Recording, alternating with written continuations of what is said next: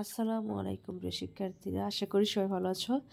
আমি তোমাদেরকে ইংরেজির কিছু গুরুত্বপূর্ণ প্রশ্ন, যেটা তোমাদের পরীক্ষা মধ্যে আসার মতো, যেটা অলরেডি অনেকগুলো বিদ্যালয়ে যাদের পরীক্ষা হয়েছে সেখানে অলরেডি চলে এসেছে।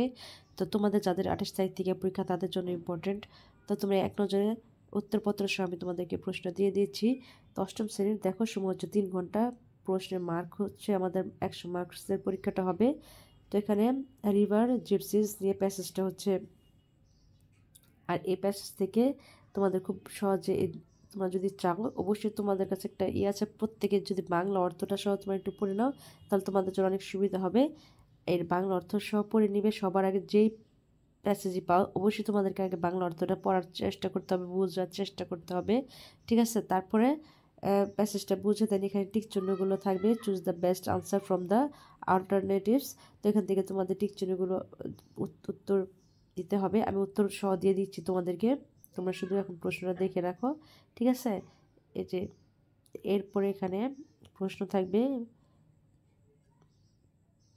বিতে থাকবে প্রশ্ন, এই প্রত্যেকটা উত্তর আমি দিয়ে দিচ্ছি।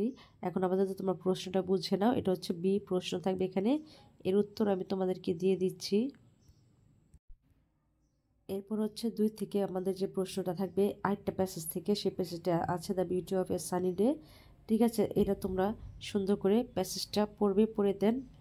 এখানে এ আছে, বি আছে, এভাবে এখানে এ হচ্ছে সত্য মিথ্যা, বিতে থাকবে এ কলম, বি কলম, এর উত্তর আমি দিয়ে দিচ্ছি, আগে প্রশ্নটা দেখে নাও। এরপরে থাকবে 3 নঙ্গে থাকবে আমাদের কবিতা।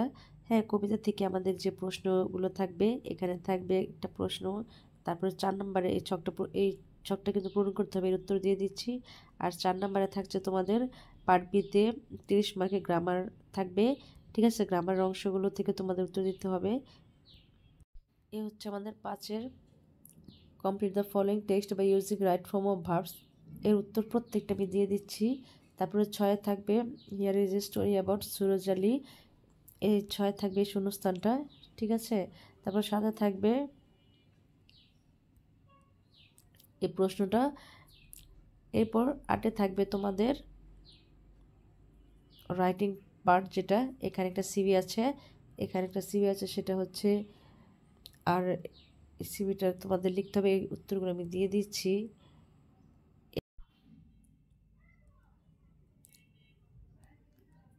তো তোমার প্রশ্নগুলো এক নজরে দেখে নাও। এরপরে প্যারাগ্রাফ থাকবে the causes and effects of food adulteration in 150 ওয়ার্ডস, মানে 150 ওয়ার্ডের মধ্যে প্যারাগ্রাফটা লিখতে হবে। এরপরে 10 থাকবে তোমাদের একটি অ্যাপ্লিকেশন অথবা থাকবে,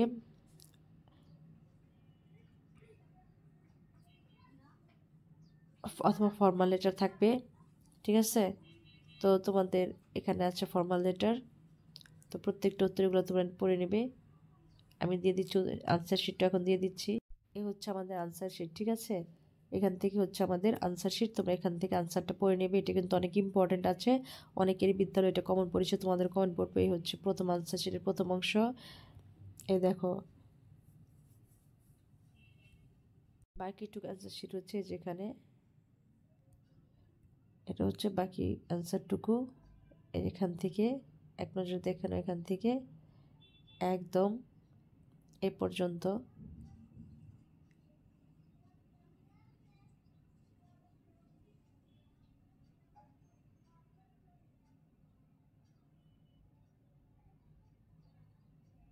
আর প্যারাগ্রাফ সিবি তোমরা তোমাদের মতো ছোট করে যেখান থেকে পড়েছো সেখান থেকে দিলে হবে।